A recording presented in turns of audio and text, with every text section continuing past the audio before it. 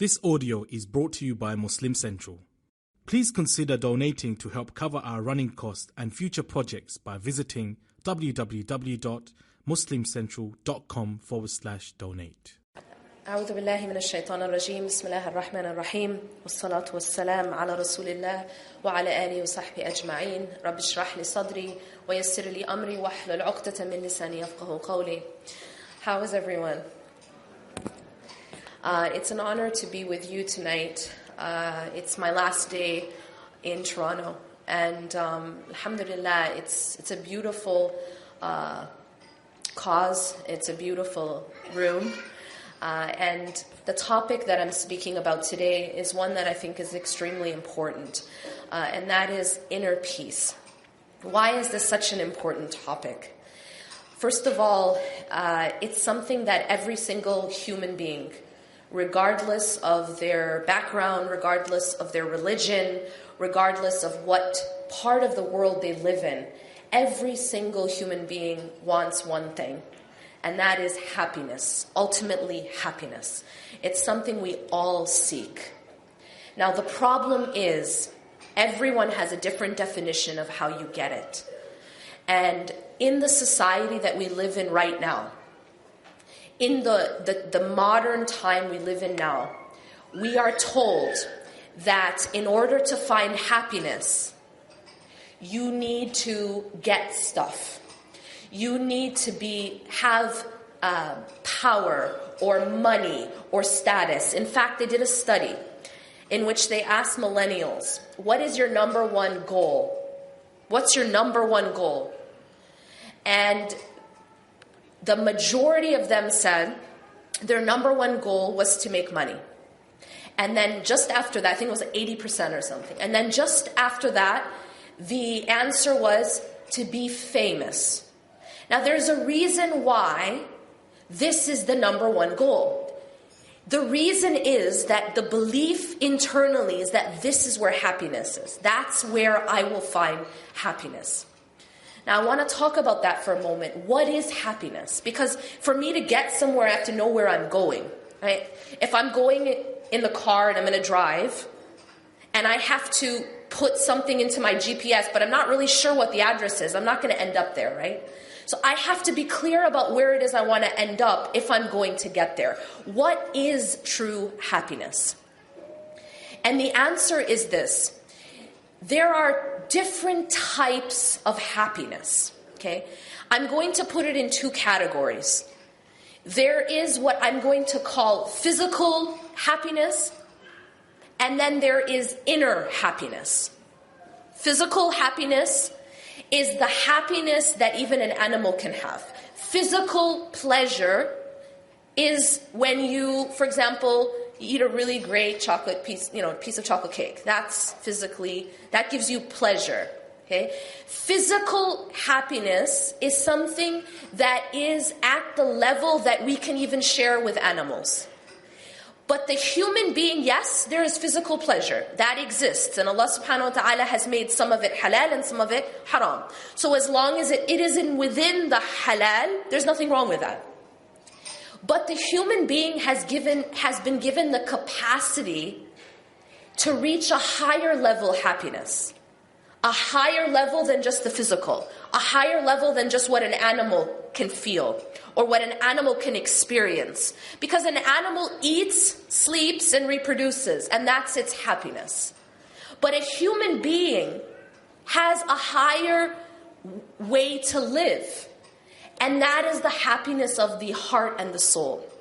That's the inner happiness or the inner peace. And it's that happiness that people are ultimately seeking when they try to find it in just physical happiness. But that's the end goal that they aren't able to get to because they don't know where to find it or what it looks like. There are so many people who have those things that the millennials were saying that's their goal, right? Wealth and fame. Let's look at the people who have wealth and fame. The people who have wealth and fame, why are many of them committing suicide? Why are many of them addicted to alcohol and drugs? What is it that they're missing if they have the wealth and the fame? What emptiness is it that they're trying to fill? The reason that happens is because there's something inside of every human being that has to be filled, and it cannot be filled with wealth and fame. In fact, as Ibn al-Qayyim says, it can't be filled with anything other than the nearness to Allah subhanahu wa ta'ala. So there is a compartment inside of us. There is a need inside of us. And I'm not just saying us as in the people in this room. I'm not just saying us as in Muslims. I mean human beings. There is a need inside of every human being that can't be filled except in the remembrance of Allah, except in being close to Allah. أَلَا بِذِكْرِ اللَّهِ تَطْمَئِنُّ الْقُلُوبِ. That indeed it's in the remembrance of God that the hearts find true inner peace, that inner peace and tranquility. Now, what are some of the stumbling blocks? What are some of the things that keep us from getting inner peace, true inner peace? Well, there's a few things. To begin with, we live in a world of distraction. Everywhere we turn, we're being distracted. We live in a world that makes us focus on the wrong things, essentially. And those things tend to be that which we can see, that which we can feel, that which we can touch. So we live in a world that basically makes you focused on the physical world and forget about the unseen world. But unless we can be a people who believe in the unseen and a people who actually see the unseen as more real than the seen, then we can't find true happiness. And what do I mean by that? See, as believers, if you look at the prescription that we're given by Allah and His Messenger, so every single day we're told to do certain things. If you follow that prescription, what does it do for you? If you follow the prescription of salah 5 times a day, if you follow the prescription of the adhkar, saying the remembrance in the morning and the evening and before you sleep, if you follow the prescription of Quran, if you stay away from what Allah has forbidden us from going to and only do that which Allah has commanded, what does that do internally? Well, what it does, first of all, is it makes us focus on the unseen until the unseen becomes real to us. Because you see, when you're praying, can you see even the Kaaba that you're facing? No, not unless you're there. When you're praying, can you see Allah subhanahu wa ta'ala? No. Can you see the angels that are around you? No. Right now, we're sitting in a gathering of dhikr, meaning we're remembering Allah. And we're told that anytime you sit in a gathering where you're remembering Allah, the angels come down and sit with you. And they fill the area between the heavens and the earth. Can anyone see them? I'd be concerned about you if you thought you could. So, no, you can't, right? So what we have to come back to doing is training our hearts to focus on the unseen. Allah subhanahu wa ta'ala tells us in Surah Al-Baqarah that when He describes Alif Lam Mim, ذَلِكَ الْكِتَابُ لَا رَيْبَ فِيهِ هُدًى لِلْمُتَّقِينَ, that He's saying that this book it's a guidance for those who have taqwa. Who are they? الَّذِينَ يُؤْمِنُونَ بِالْغَيْبِ. The first description of these people who are going to benefit from this revelation is they must believe in the unseen. We cannot be a people who only believe and only care about the physical world. About the money I have, the status I have, the power I have, the way I look, the way my house looks, the way my car looks. If that's all we care about, we will not ever find that inner peace. So when you follow this prescription, it brings us back to that remembrance of what really matters. And those are things that we cannot see. Can anyone see Jannah and Jahannam? No. These are all unseen things. But can you see the mall? Come on, guys. It's not a trick question. You can see them all, right? But you can't see Jannah and you can't see Jahannam. And so what happens is we become distracted by what we can see and we forget about what we can't see. The other reason why we sometimes stumble in this pursuit of inner peace is that we face storms in life, right? Weather happens. And we can't always control that weather. And some people become very shaken by the storms in their lives. And sometimes the storms in our lives, they can destroy a person. And so part of being successful in this path to inner peace is being able to navigate our storms, being able to be resilient in our storms. Allah subhanahu wa ta'ala talks in the Quran about a solid tree. And when he describes this solid tree, he says, أَصْلُهَا ثَابِتْ وَفَرْعُهَا فِي السَّمَاءِ, that its foundation is firm and its branches reach towards the sky. This is what a believer must be in order to survive this life. We have to be firmly rooted because weather happens, right? You can't make it stop snowing. If any of you decided right now, you know what, I'm tired of the snow, I don't want it to snow anymore, so stop. Can you do that? No, you have no control over the weather. Not even Trump can control the weather, right? And you can have all the power in the world and all the money in the world and you can tell people what to do, but you can't make it rain, right? You can't make it stop raining. You can't control these things. These are things that are only in the hands of Allah subhanahu wa ta'ala. So then what should we do, right? So my question to you, does your life stop every time it snows? I grew up in Wisconsin. I understand how it is. Does your life stop every time it snows? No, you're here today. We had a conference, RAS. It was snowing the whole weekend. Life doesn't stop. Tell me how. How come we can survive the snow? Anyone? Because we dress warm. Because we have shelter. Because we have coats. You understand? And so what this is this is the ability to be resilient. The ability to put stuff on, to be able to handle the weather when it hits. Right? We don't become, our life doesn't stop as soon as things are not perfect. As soon as the sun is out, some people it's like, if the sun is out, they're okay. But then if the sun goes away, is their life going to stop? We can't be that way or we won't survive this life.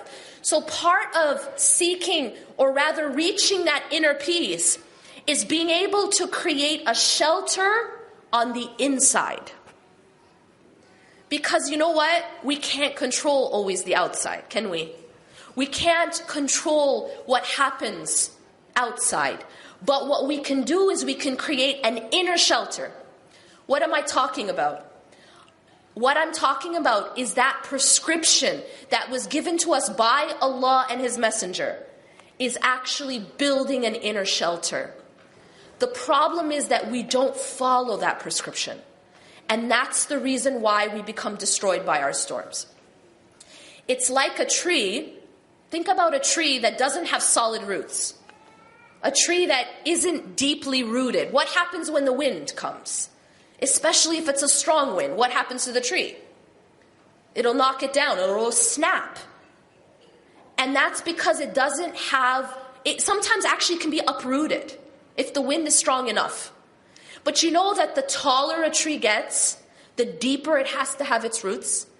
And that's because that's what's keeping it firm, regardless of the wind. And it can handle things. There's a forest in California called the sequoia. It's a forest of sequoias. And one thing that we're famous for in California is wildfires. You may have heard about them. They're intense and they spread very quickly. And one thing that's very amazing about certain types of trees is that Allah has designed them to somewhat be resistant to fire. That's amazing. And when I heard that, I just thought that was so amazing. Because this is the design of Allah. Allah has made the creation to be able to withstand the trials of this life. Allah created the human being in the same way. The human being is not actually that breakable. The human being is in its fitrah, in his or her fitrah, is actually very resilient. very resilient. Now this is very deep what I'm trying to say right now. In his or her fitra. What does that mean? It means that if we have a heart and a soul that is properly cared for, that is properly maintained, that is properly fed and oxygenated, and I'll talk about what that means, that is properly cleansed, then that heart and that soul actually is very, very resilient, like those sequoias. It can handle things you wouldn't imagine. And I will tell you 2 examples of people that I have witnessed with my own eyes, who to me are like those sequoias. But what is it that we do? What is it that we have to do to feed and clean and maintain our hearts and our souls? And the answer is actually quite simple. I'm going to just simplify it and give you guys examples. If I were to ask you the question, how do you take care of your body? You don't have to be a doctor. Actually, a 5-year-old can tell me that in order to take care of your body, you have to breathe. Fair enough? Oxygen. You have to eat. And you have to have water, like a minimal amount to stay alive, right? Yes or no? Okay. So you need oxygen, you need food, and you need water to stay alive. What is the oxygen, food, and water of the heart? And the answer is, it is the remembrance of Allah. Salah is the first thing that is the oxygen of the heart. When a person neglects their salah, it's just like a body that isn't breathing. Or maybe the body's just breathing once in a while. And the same thing that happens to the body when it doesn't get oxygen happens to the heart when it doesn't get salah. It starts to first become very weak, and this is what we call the sick heart, and then eventually it dies until it becomes a dead heart. And that person will be walking around and they will appear to be alive, but they're actually dead. The Prophet ﷺ said the difference between the one who remembers Allah and the one who does not remember Allah is like the living and the dead. And so a person who isn't praying internally is dead. Even though in the physical sense they are alive, they look alive. But inside, in the true sense, they are dead. And that's because they have neglected, simply because they have neglected their spiritual oxygen. What is the food and the water of the heart and the soul? The food and the water of the heart and the soul is in the remembrance of Allah. Beyond the salah, there are things that the Prophet ﷺ have used to say. Now, I'm just going to put it this way. I see a lot of people suffering that I talk to one-on-one, and I believe that there's a lot of suffering right now, individually and collectively and as a community and globally. And I believe a lot of our suffering is because we've neglected something very, very important, and that is these adhkar. It is something so small but so revolutionary to the health of the heart. And that's this. Simply put, the Prophet ﷺ used to say certain supplications, du'as. It's a supplication. He used to say them in the morning. He used to say them in the evening. He used to say them before he slept. In fact, there's a supplication for every motion of life, right? He would leave the house, there was a supplication. He'd come back in, there was a supplication. Before bed, when he wakes up, before he eats, when he finishes eating, entering the bathroom, leaving the bathroom. Even before intimacy, there's a supplication. There's a supplication for every motion of life. And the more that we incorporate these supplications, the healthier we're going to be. See, if I were a doctor up here and I were talking to you about physical health, I would have to tell you, folks, you got to breathe. That's a given, right? I tell you, folks, you got to eat, you got to drink. And you know what? Eat healthy. Take your vitamins, right? Take your, eat raw organic food, right? If I'm going to tell you how to take care of yourself, that's what I would tell you, right? This is what I'm telling you, but this is the spiritual food. This is the spiritual vitamins. And a person who takes that is not like a person who doesn't. They are not the same in terms of their spiritual health and their inner health, their inner peace. So the more that you can incorporate of these supplications, and I'm just going to give you guys a very practical way to do that. There's this app that you can download on your phone. You don't have to do it right now. It's called My Dua with 2 A's at the end. MYDUAA. It's just Fortress of a Muslim on an app. And what it is it's just a collection of the supplications from the Quran and from the Sunnah that the Prophet ﷺ used to say. And I'm telling you, that is gold. It's like the best 99 cents you'll ever spend in your life. It's gold. You download that on your app and you use it. Especially in the morning and the evening and before you sleep. And what I've just given you, someday, inshallah, you'll make dua for me. Because it changes your life. It absolutely changes your life. Now, I'm just going to add a point because one of the tricks of shaitan is he tells you all or none. Okay? So when you open up the app and you go to morning supplications and you see that there's like 25 of them and it's going to take you an hour, you're going to do it once and never do it again. I'm just being honest, yeah? So what you can do on this app is you can actually have this thing called a star. You star it, and then what that does is you can have your own collection. If you want to do, just a small amount, but you're consistent, it will have a very profound effect. So you just star it, and then you do just your list. Now, what else? The Quran. This is part of the nourishment of the heart and the soul. Now, like I said, if I were a doctor and I only talked to you about breathing, eating, taking your vitamins, drinking, but I didn't talk about hygiene, I wouldn't be a very good doctor. Yeah? If you guys said to me, you know what, I'll breathe, I'll take my vitamins, I'll eat, I'll drink, but I don't need to take a shower. I did that last year. I'm good, right? What would be the problem there? Anyone? Come on now. There's this thing called dirt and sweat that builds, right? And if you don't clean it, you will become sick. And it can kill you. Do you understand? You understand. It's the same thing spiritually, okay? We have to clean the heart. And that's what istighfar is. Istighfar is that bathing of the heart, that shower that you regularly take. You feel really dirty if you don't take a shower every day. Istighfar is what cleans your heart. And when you're not doing it regularly, this is repentance. And when you're not doing it regularly, it's like a person who isn't taking a shower. Your heart just becomes dirty because we are naturally sinning. We're human. And just like you get dirt on your body, you get dirt on your heart. So you have to clean it. Okay, I just gave you guys 3 things. I said the oxygen of the heart, salah. I said the adhkar. I said Quran. And then that was the nourishment. And then the cleaning, which is istighfar. Now, I want to, before I close, share with you guys 2 personal stories of people that I know. And the reason I want to share these stories is because a lot of what we say up here on a podium oftentimes sounds cliche. Like, okay, I'll make a good quote, put it on a meme. It's good, right? But I want to just tell you these stories of people that I know who are living today, not in the olden days when you hear all these fairy tales and stuff, right? Today.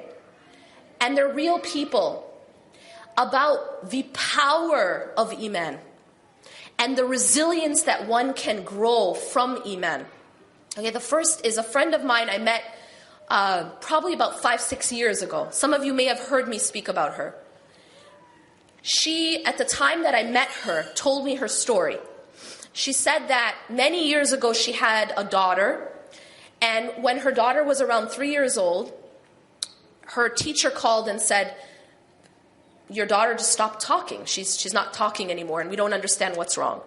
So she, that was strange. So she took her to the doctor, and eventually the doctor told her that her daughter had a rare genetic disorder called MPS. Now, for those of you who aren't familiar with MPS, it is a disorder that has no cure.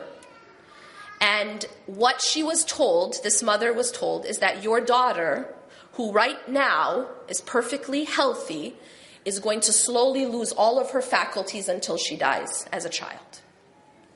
She's going to lose all her faculties. Slowly. You're going to watch her do that. And there is nothing we can do. There's no cure. So she will lose her ability to do anything. And they said to her, don't expect that she will live past, I think, 13.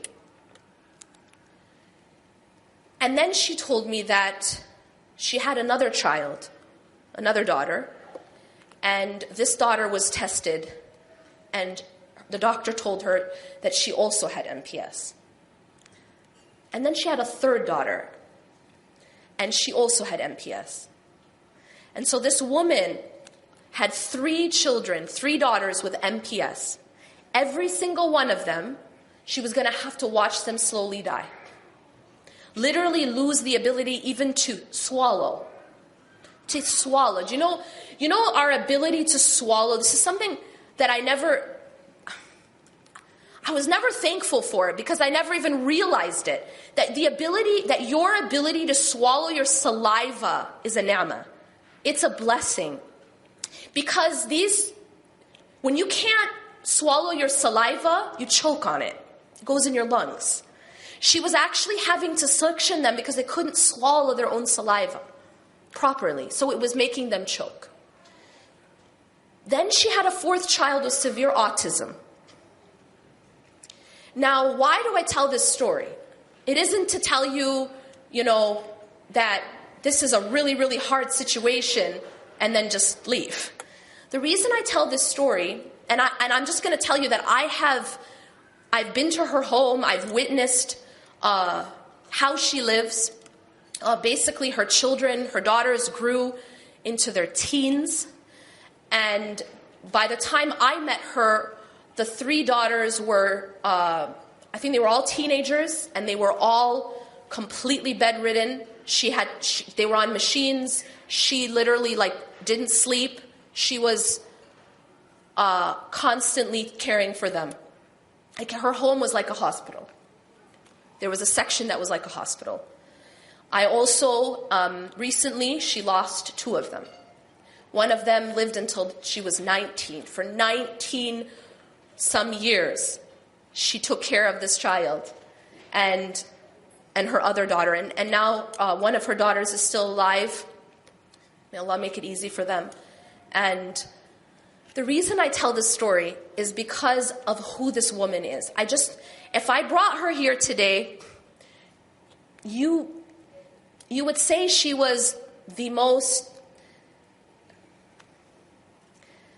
She's always smiling, subhanAllah. But the thing that really hit me is that one day she said to me, I'm drowning in gratitude. That's a direct quote. Now, what amazed me is that she has a trial in her life that I couldn't even wrap my mind around. And yet she has this trial, and she's saying she's drowning in gratitude. And to me, that's a sign of God. That the power of Iman, to allow a person to not just withstand a little bit of rain, a little bit of snow, but a tsunami, and to not be broken by it, to not be destroyed by it, to the extent that you can actually show gratitude. And one of the things that she always says to me is that she always looks at those who have less than her. She says the thing about her is that she's always worried about the people who are suffering somewhere else worse than her. She doesn't look at her situation and say, why me? But she actually shows gratitude because she looks at those who have less than her. When she first got the diagnosis, there was something really powerful that shook me. And that is that her husband says to her, when he was looking at his 3 daughters after hearing this diagnosis, and you can imagine what that feels like as a father or as a mother. He looked at his 3 daughters and he says, I feel like I'm looking at 3 graves.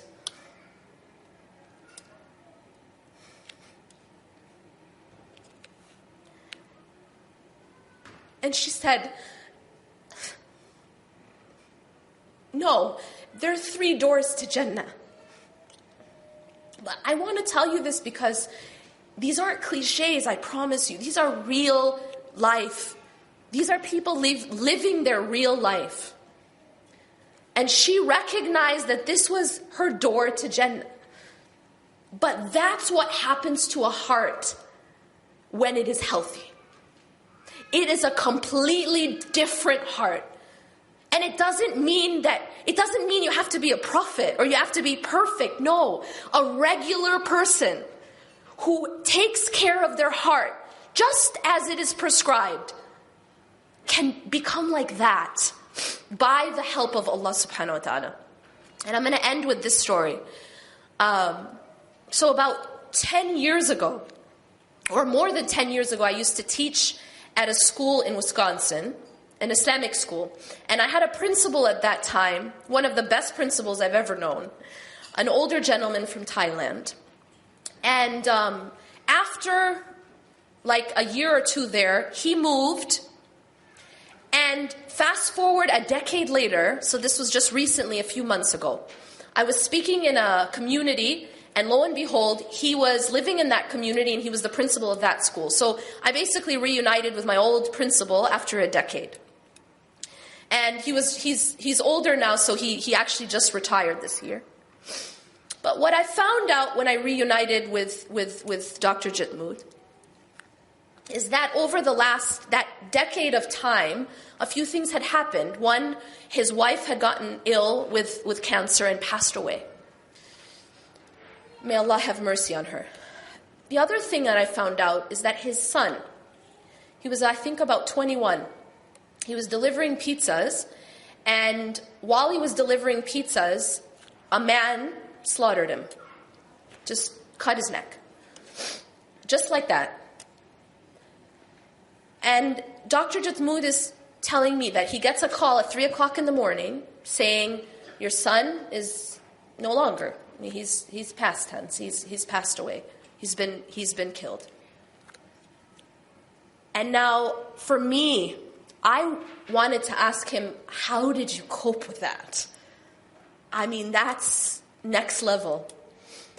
And he told me that, he was trying to process it. And he said he was just kind of pacing and saying, Inna lillahi wa inna ilayhi raji'un, and trying to process the shock. But what really, really stood out to me was this. He told me that shortly after that, he asked the lawyers to meet with the killer. So I was like, okay, why? They said, you can't. They told him you can't. You can't meet with the killer because he's in maximum security. And he spent 2 years just trying to meet with him. And I asked him, why? Why are you trying to meet with him? And he said, I want to meet with him because I want to forgive him. And I want him to be in the same place with my son.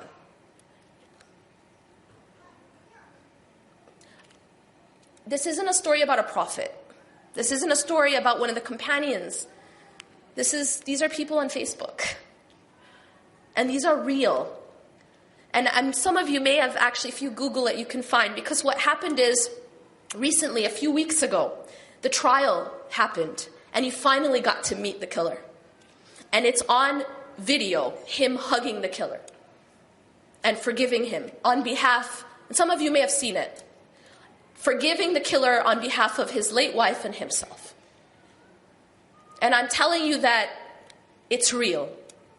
The power of a healthy heart. Allah subhanahu wa ta'ala has given the healthy heart an ability that's amazing. But that heart has to be taken care of. أقول قولي هذا واستغفر الله لي ولكم إنه غفور رحيم سبحانك الله وبحمدك أشهد أن لا إله إلا أنت أستغفرك وأتوب إليك والسلام عليكم ورحمة الله وبركاته.